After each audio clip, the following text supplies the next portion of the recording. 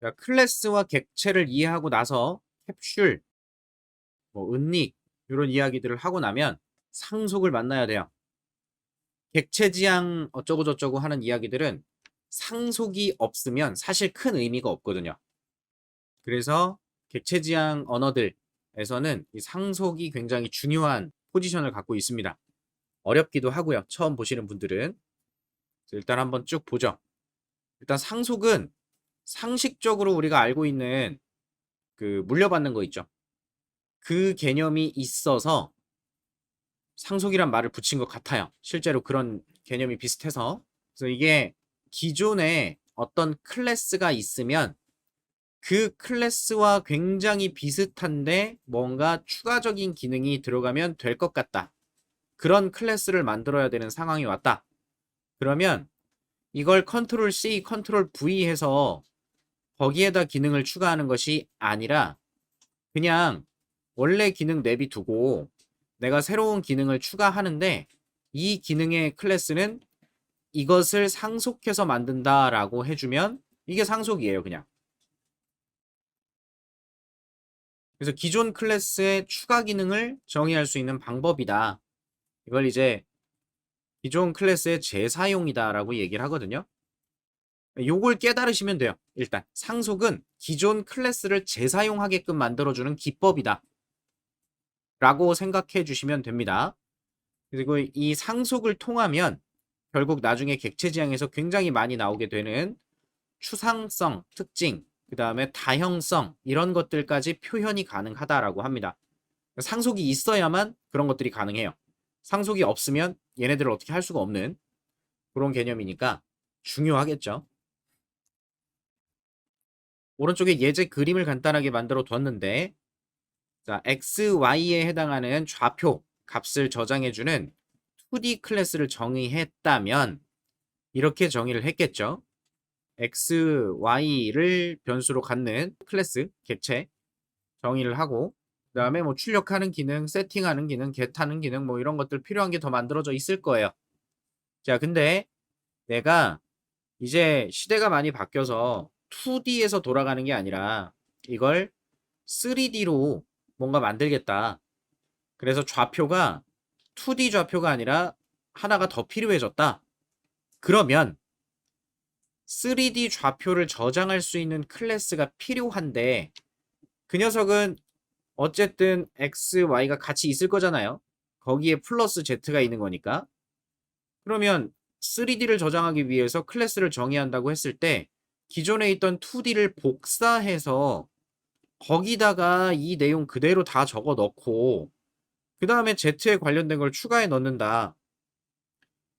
이 컨트롤 C, 컨트롤 V에서 추가 기능을 작성한다. 이런 방법이 좋은 게 아니라는 거죠. 우리 함수 만드는 것도 그랬죠. 어떤 기능을 내가 한번 작성을 했는데 그 똑같은 기능이 코드를 작성하다 보니까 또 나온다. 그럼 이거 일일이 작성하는 게 좋은 게 아니잖아요. 중복적으로 여러 번 작성하는 코드는 함수로 만든다. 이런 개념 알죠? 그리고 그런 개념들을 좀 또 묶어보면 클래스의 개념이 생기는 거고. 자, 그래 놓고 클래스의 개념을 알았는데 2D를 만들어 놓고 3D를 만들려고 했을 때 2D를 복사해서 중복된 코드를 만들고 거기다 추가 기능을 만든다? 또 중복된 코드가 들어갔으니까 안 좋은 거잖아요. 그렇겠죠? 그래서 이런 경우에 이제 상속이라는 걸 표현할 수가 있다. 객체 지향 언어들은 이 상속 개념을 제공을 해요. 그래서 여기 예시로 나와 있는 3D 클래스 정의를 보시면 못 보던 게 보이죠? 2D는 x, y 값을 가지고 있어요. 그것과 관련된 기능들이 들어있는 거죠. 자, 3D를 만들 때 화살표를 이렇게 표시했네요. 3D한테 물어봅니다. 야, 네 아빠가 누구니? 네 엄마가 누구니? 얘요. 이런 식으로 표현을 해요. 이건 나중에 객체 지향 공부하시다 보면 클래스 다이어그램이라고 해서 클래스들의 관계를 표현하는 그런 기호들이 있거든요. 그때 상속 관계일 때 부모라고 할 수 있는 클래스를 가리키도록 화살표로 표현을 합니다. 그래서 지금 이게 상속했다는 소리고요. 자, 여러분이 알고 있던 클래스의 문법 중에서 못 보던 게 하나 생긴 게 바로 요겁니다. 3D 클래스를 정의하는데 뒤에 괄호를 붙였죠? 이게 뭐냐면 어떤 클래스를 상속한다라는 선언이에요. 이게 3D 클래스는 2D 클래스를 상속한다라고 해석할 수 있고요. 또는 확장한다라고 이야기할 수 있어요. 그리고 나머지는 그냥 일반 클래스 정의하는 거랑 별반 차이 없습니다. 똑같아요. 얘가 가지는 건 Z 하나죠. 그래서 좌표 하나가 더 추가돼야 되니까 축이. 근데 여기 지금 X랑 Y가 있습니까? 3D 클래스에 X, Y를 안 만들었죠.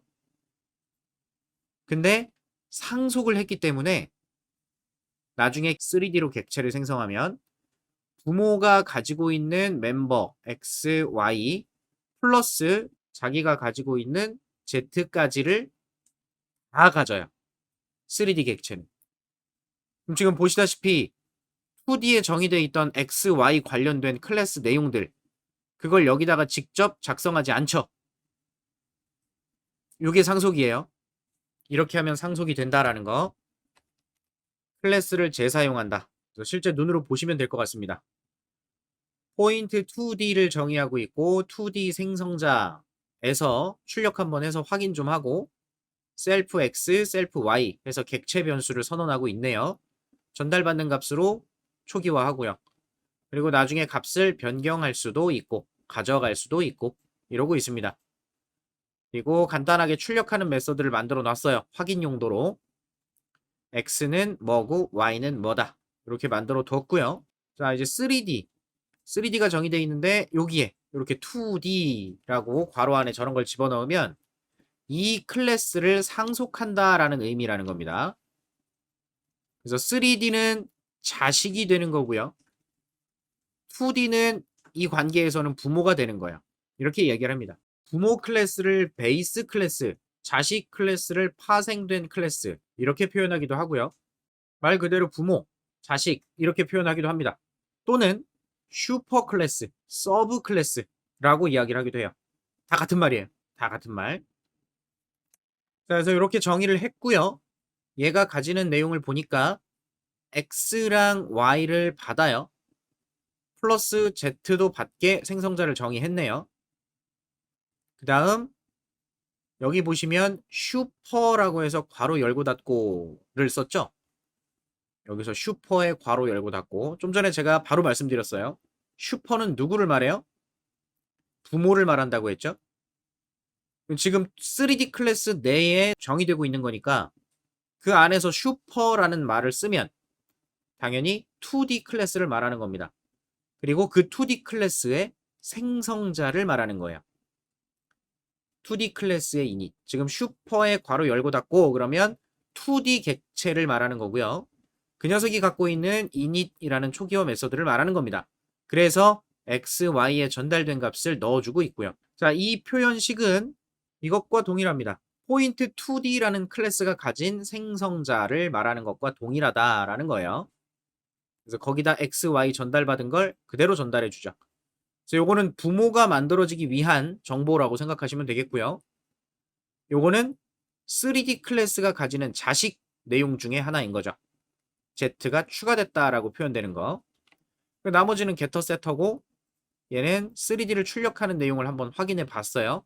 그래서 Z만 출력하는 게 아니라 부모가 갖고 있는 프린트 포인트 2D. 근데 여기서는 부모라는 표현을 안 쓰고 자기 자신이라는 표현을 썼거든요. 아무 상관없어요. 어차피 부모님이 10억을 갖고 있는데 그걸 나한테 물려주면 그 돈은 내 돈이지 뭘. 부모님 돈이긴 하지만 내 돈이잖아. 내가 물려받았으니까. 그래서 셀프라고 표현했을 때는 부모 멤버에도 접근할 수가 있어요. 근데 부모 거다라고 명시하고 싶을 때에는 이런 슈퍼를 사용하거나 부모 클래스 이름을 사용해서 접근할 수 있습니다. 명시하는 용도지 뭐 어차피 그 돈이 내 돈이에요. 엄마 아빠 돈은 내 돈, 내 돈도 내 돈. 뭐 그런 느낌. 그래서 지금 보시면 2D로 객체를 생성해 보고 있습니다. 그러면 당연히 얘가 갖고 있는 값은 X, Y 좌표 두 가지만 있을 거고요. 그 다음에 3D를 생성하고 있는데 값을 3개 전달했죠. 그럼 1과 2는 앞에 보셨던 생성자에서 x, y에 들어갈 건데 그때 부모가 가진 생성자를 호출해서 즉 2D 클래스의 이닛을 호출해서 그 전달받은 x, y를 그대로 전달해주고 있습니다. 그러면 그때 2D의 생성자가 호출된 거니까 2D 객체가 메모리에 만들어지는 거예요. 2D 객체가 만들어져요.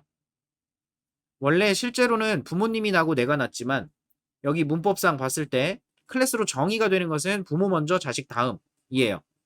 근데 객체를 생성할 때는 자식과 부모가 사실상 큰 상관이 없습니다. 이건 파이썬이기 때문에 그래요. 여튼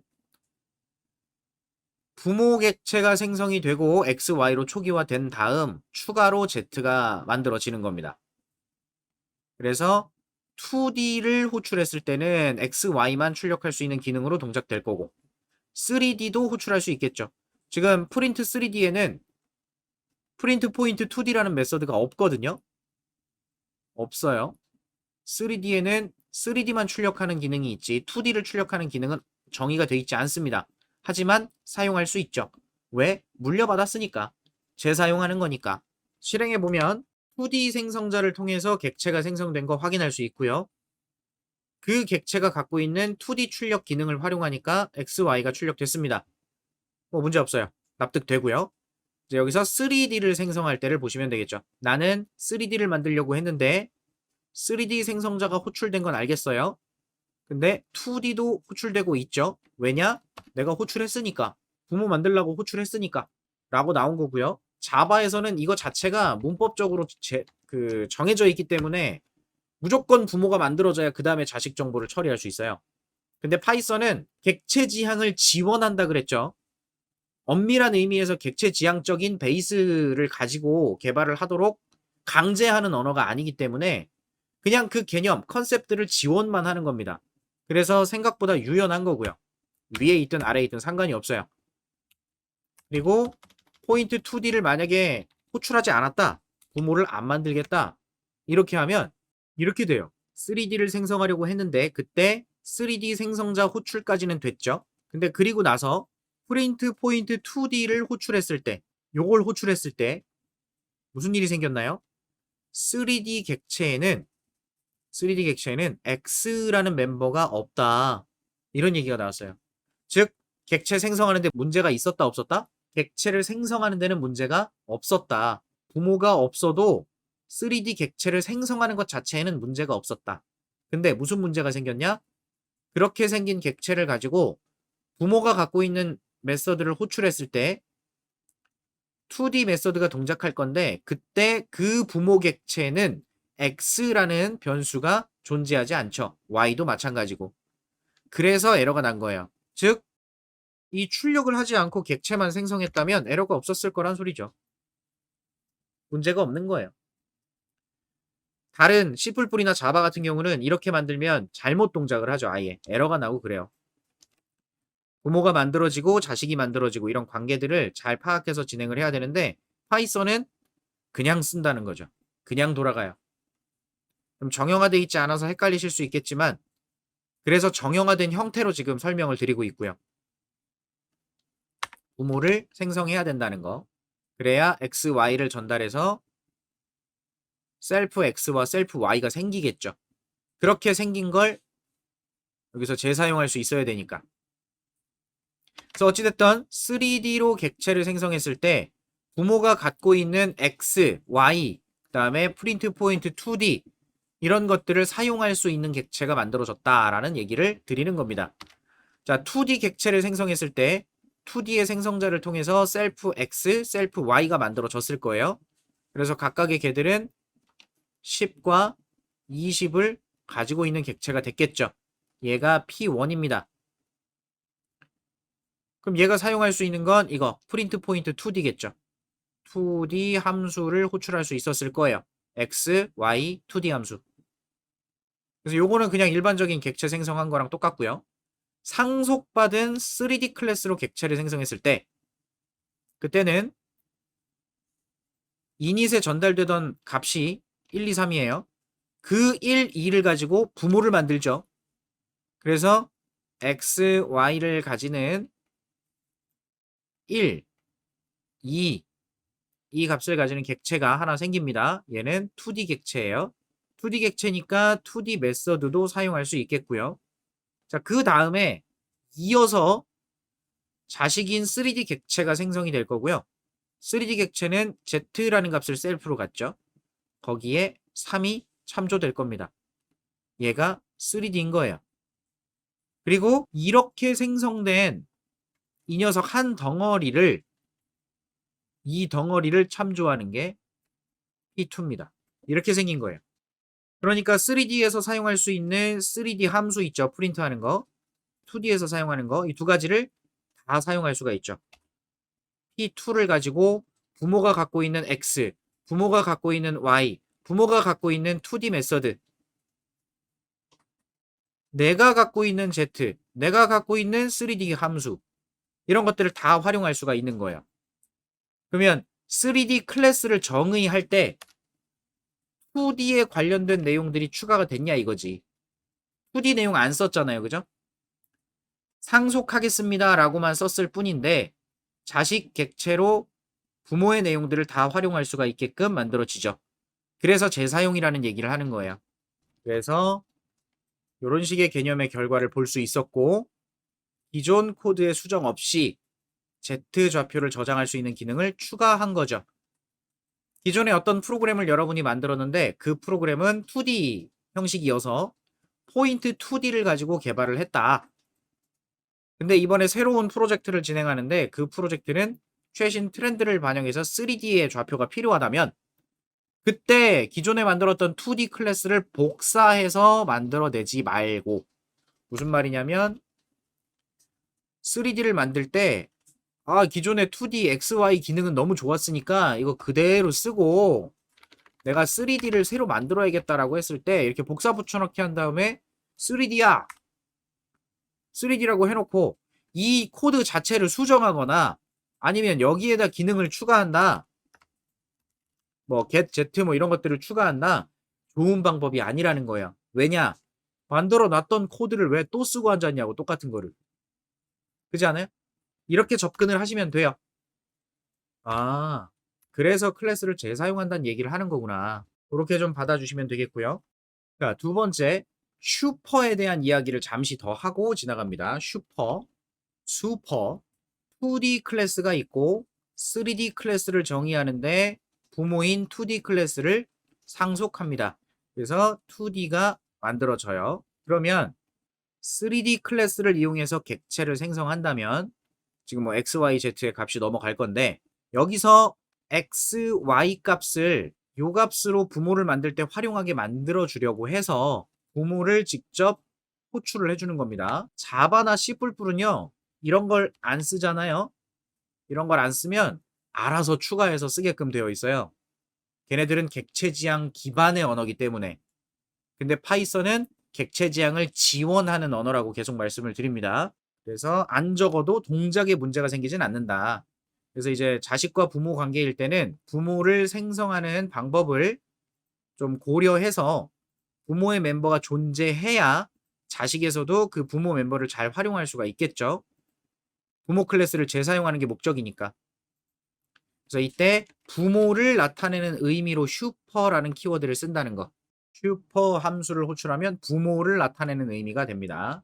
반면에 셀프를 하면 자기 자신인데 Z만 있는 게 아니라 부모 내용도 다 보이죠? 이런 겁니다. 이래서 재사용이라고 이야기를 하는 거예요. 슈퍼 키워드가 뭔지 알고 계시면 되겠습니다. 자, 조금만 더 볼게요.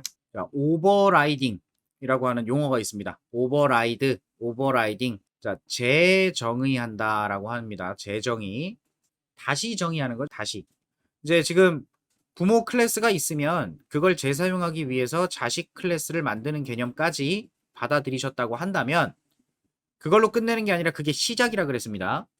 상속의 개념을 받아들였다면 거기에 굉장히 중요한 역할을 하는 게 바로 이 오버라이딩이에요.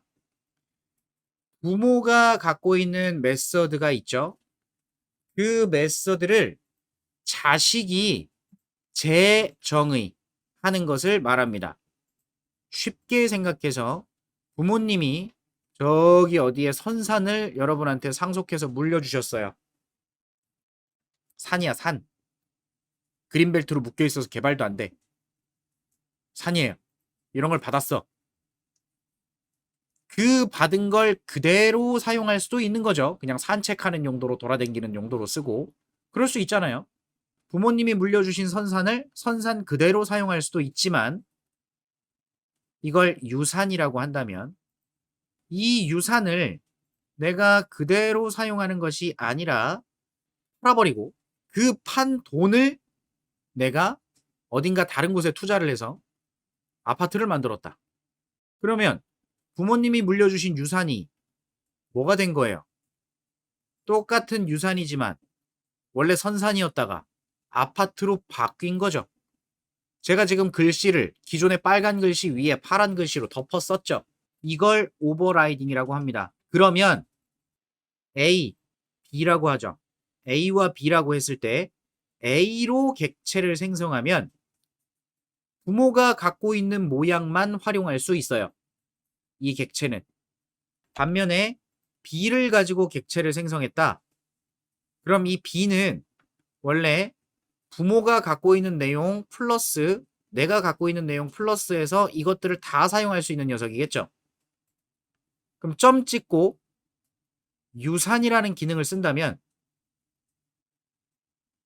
이때 동작되는 유산은 부모가 갖고 있는 유산이 아니라 자식이 정의한 유산이 됩니다. 덮어 썼으니까. 부모 거 안 쓰고 자식 거 쓴다는 소리예요. 파이썬은 모든 메서드가 추상적인 개념을 갖습니다. 엄밀히 말하면 추상적이라기보다는 동적인 바인딩을 해요. 상상해봐요. 비객체를 생성할 때 부모를 먼저 만들게 한다 그랬죠. 메모리상에 부모를 먼저 만들어 내야 돼요. 메모리상에 부모 객체를 먼저 만들어 내야 됩니다. 그때 부모 객체가 사용하는 유산이라고 하는 기능은 요 기능이었겠죠. 근데 이어서 지금 만들어지는 게 비객체니까 B에 대한 내용도 추가가 돼야 되거든요. 근데 단순하게 이렇게 만들어졌으면 이 녀석 점 찍고 나 유산을 쓸래 라고 하면 유산 기능은 누구겠어요? 당연히 선상 기능이겠지. 근데 재정의를 했대요. 부모가 갖고 있는 걸 이렇게 쓰겠다고 여기 클래스에 재정의를 해놨어요. 그럼 자식 객체가 만들어지면서 기존에 바라보고 있던 부모의 유산 요 이름이랑 똑같은 이름으로 재정의를 하는 거거든요. 그럼 얘가 덮어 써지는 거예요. 이게 덮어 써져서 얘를 보게 되는 겁니다. 이거 안 보고. 그래서 이걸 지금 추상이라고 표현을 했는데 엄밀히 말하면 추상이라고 보기는 좀 그렇고 추상이 알맞은 설명이 아닐 수 있고요. 좀 더 정확한 설명은 생성된 객체에 따라서 호출될 함수가 동적으로 실행 중에 결정이 됩니다. 지금 보신 것처럼 객체가 생성되면서 A가 만들어졌는데 A가 바라보고 있는 선산이 있었고 자식 객체가 만들어지면서 이게 한 덩어리의 자식 객체가 되는데 그때 자식 클래스에 정의되어 있는 오버라이딩된 메서드가 있으니 부모가 갖고 있는 똑같은 이름의 메서드를 대체하게 되는 겁니다. 바뀐 거죠. 그래서 동적이라고 이야기를 하는 거예요. 동적으로 바인딩 된다. 연결이 된다. 그래서 이게 오버라이딩이에요. 이걸 통해서 결국 다형성이라는 걸 표현하게 됩니다. 여러분이 이 개념까지 알게 되시면 객체 지향에 대한 기본 베이스가 깔리는 거라고 생각하시면 돼요. 그래서 일단은 상속을 기반으로 하고 상속을 통해서 어떻게 객체들이 만들어지는지 이해를 하셨다면 재정의한다는 개념까지 받아들여 주시면 된다는 거죠. 여기까지 깔아놓으면 다형성의 개념까지도 이해가 가는 거예요. 보시죠. 자, 왼쪽에 있는 요게 부모, 요게 자식이라고 한 겁니다. 2D, 3D겠죠. 2D에 정해져 있는 메서드와 3D에 정의되어 있는 메서드 이렇게 두 가지가 있었을 때 얘네 둘은 그냥 다른 메서드예요. 파이썬은 다 이름 가지고 접근하죠. 이름이 다르죠. 이름이 다르다는 건 다른 놈인 거예요. 이건 일반적인 개념인 거고요. 자, 오버라이딩을 사용했을 때 다형성 표현이라는 게 대체 뭘 말하는 거냐? 오버라이딩이 재정의한다는 건 알잖아요. 이게 재정의예요. 2D에 정의되어 있는 이름 중에 프린트 포인트라는 애가 있대요. 그럼 나중에 2D 객체를 만들어서 점 찍고 프린트 포인트 동작시키면 얘가 동작하는 거잖아요. 근데 이걸 상속해서 3D를 만들었는데 3D가 2D의 내용 플러스 알파니까 2D가 갖고 있는 기능도 활용했으면 좋겠고 한 거죠. 자, 근데 그 2D가 갖고 있는 프린트 포인트를 3D에서 보이시나요? 부모의 메서드 선언과 자식의 메서드 선언이 동일하죠. 똑같죠. 이렇게 만들어야 오버라이딩이 되는 거예요. 덮어 쓰는 개념이 되는 겁니다.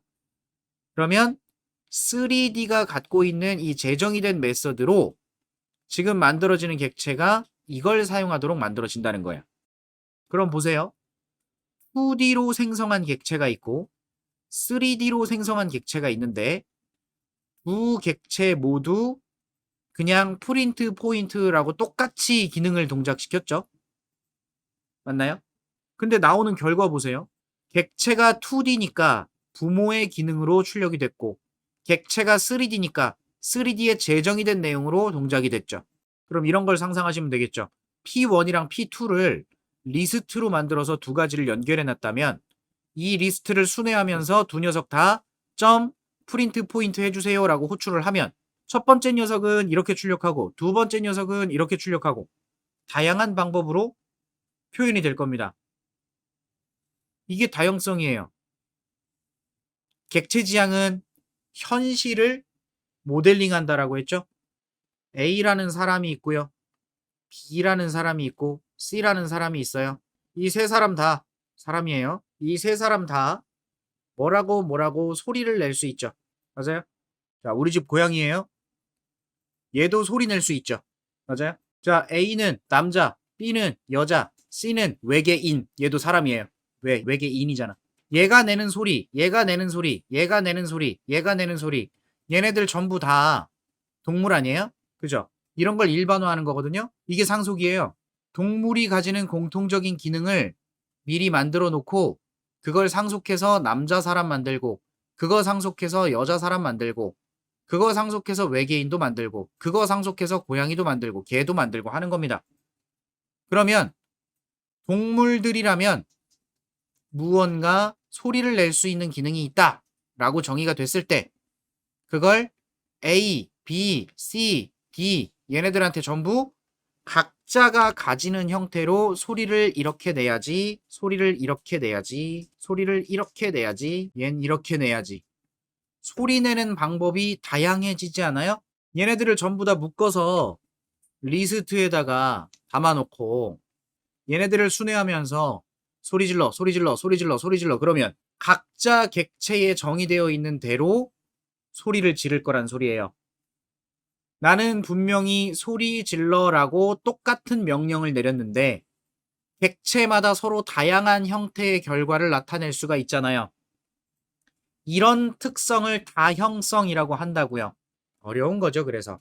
근데 상식이죠. 이 예시를 여러분이 이해하시면 좋을 것 같아요. 그래서 거기에 관련된 예제들을 던져드릴 겁니다. 일단 오버라이딩이라는 게 이런 것이구나.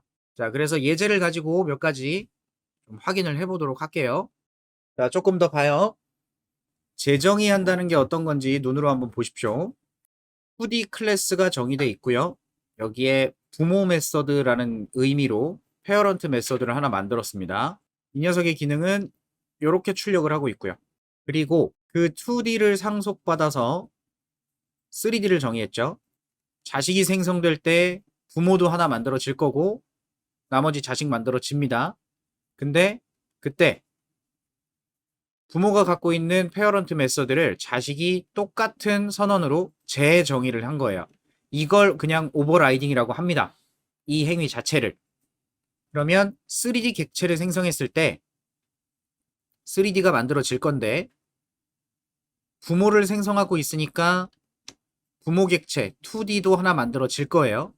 그럼 2D가 갖고 있는 이 페어런트 메서드가 있죠.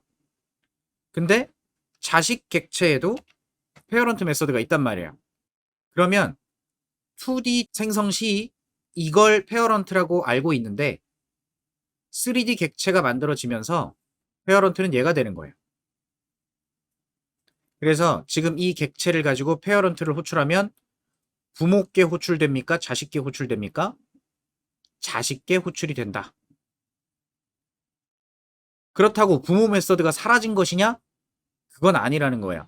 그래서 메서드를 그냥 호출해 보면 이 메서드를 통해서 부모 객체의 페어런트를 호출한다라고 했기 때문에 그때는 부모를 직접적으로 호출할 수가 있는 거고요. 이때 슈퍼가 2D를 말하는 거고 그 2D가 갖고 있는 것 중에서 페어런트를 말하는 거기 때문에 제정이 된 자식의 메서드와 부모 메서드가 구분될 수 있습니다. 실행해 보면 여기서는 자식의 제정이 된 게 호출이 됐고 이 메서드를 통해서 부모가 갖고 있는 페어런트가 호출이 되니까 부모께 호출이 됐죠. 그러니까 오버라이딩이 이런 식으로 동작하고 있다는 것을 이해하시면 됩니다. 그리고 부모의 생성 여부와는 사실 관계는 없어요. 왜냐면 변수만 차이가 있지 함수는 어차피 상속받으면 함수는 그대로 활용 가능한 거기 때문에 그렇습니다. 그 나머지 뒤에 이제 오버라이딩 예시를 조금만 더 보는 거예요. 부모의 메서드 중에서 번더가 붙어 있는 메서드는 재정의할 수 없습니다. 재정의가 뭔지는 알았는데 그 중에 재정의를 못하는 것들도 있다는 거예요. 자, 메서드가 재정의 되는 것을 확인해 보자.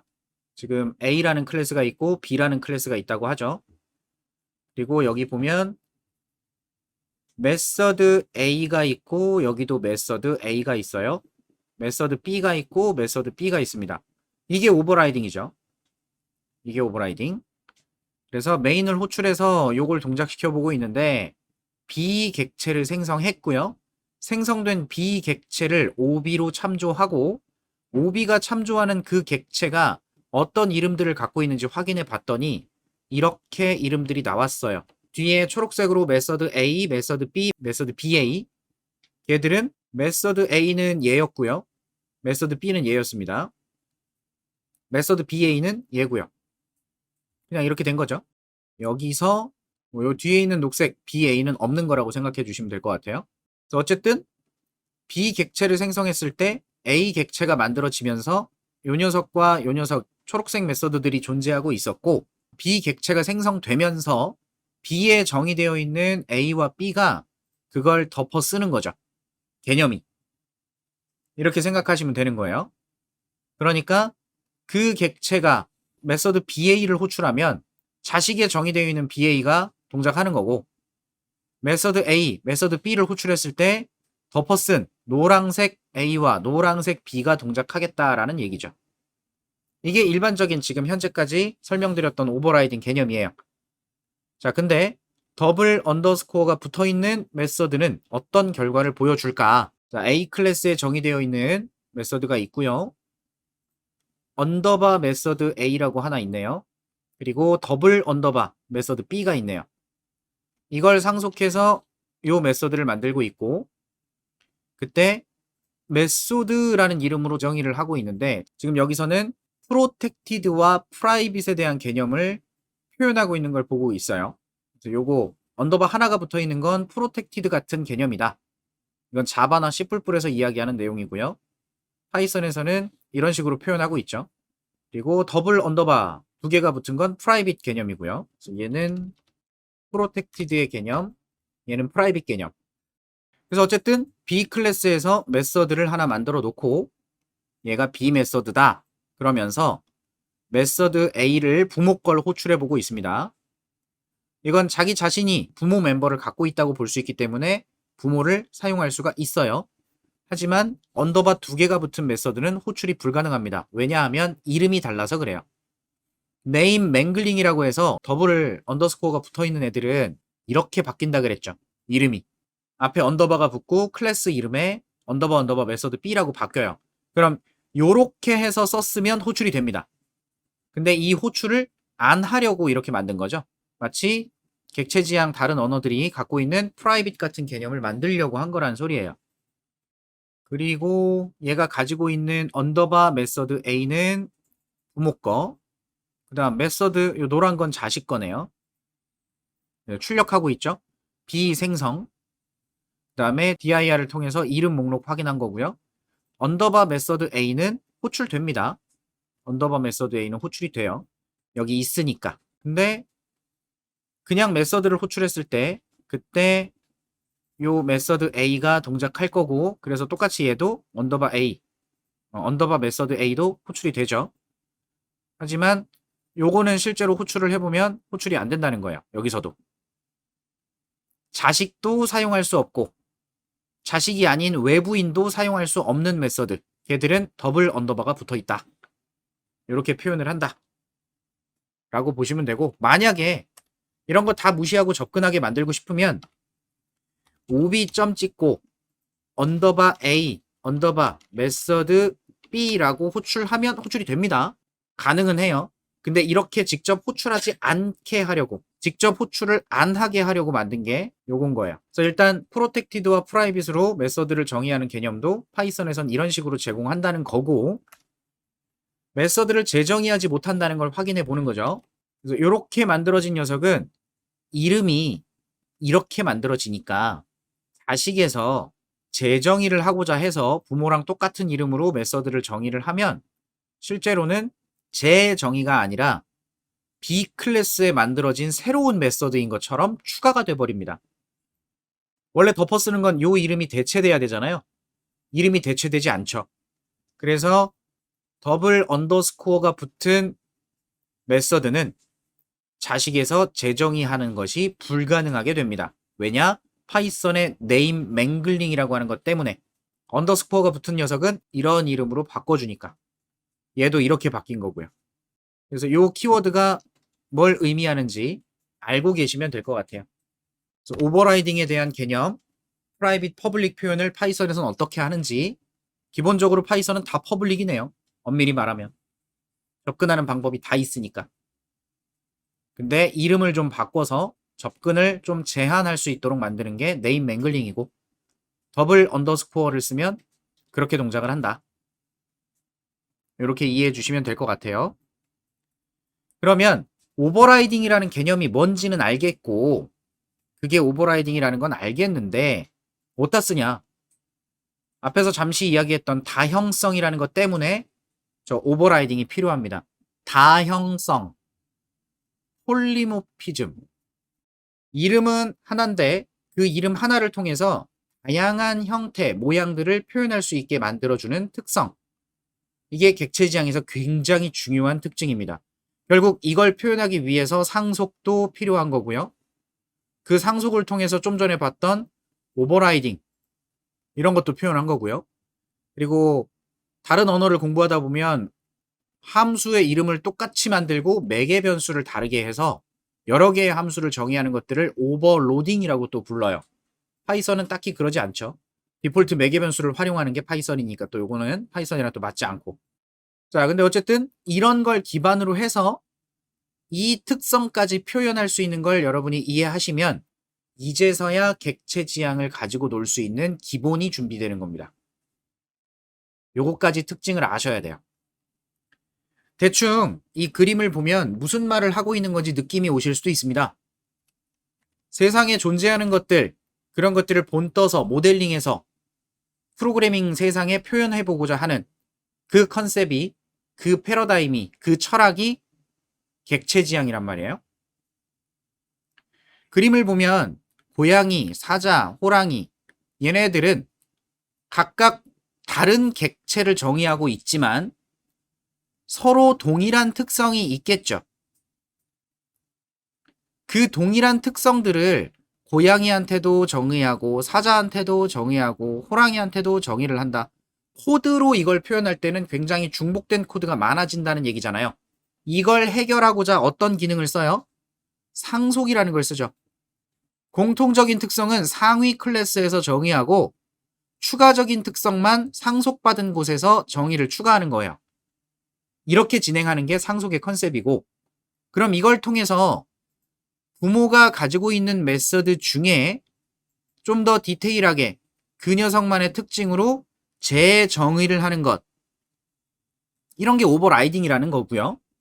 그럼 그 오버라이딩을 통해서 무슨 일을 할 수 있냐면, 자, 상속은 이런 식으로 여러 갈래로 트리 구조, 이런 걸로 나누어질 수가 있는데, 이런 걸 통해서 일반화라는 것도 하고요. 지금 보신 것처럼 고양이냐 사자냐 호랑이냐 전부 고양이과 동물이다 라고 일반화시킨 거죠. 그리고 추상화, 앞에서 우리 캡슐화 할 때 추상화 개념이 한번 나왔었는데 여기서도 추상화예요. 여러분 고양이과가 어떻게 생겼는지 알아요?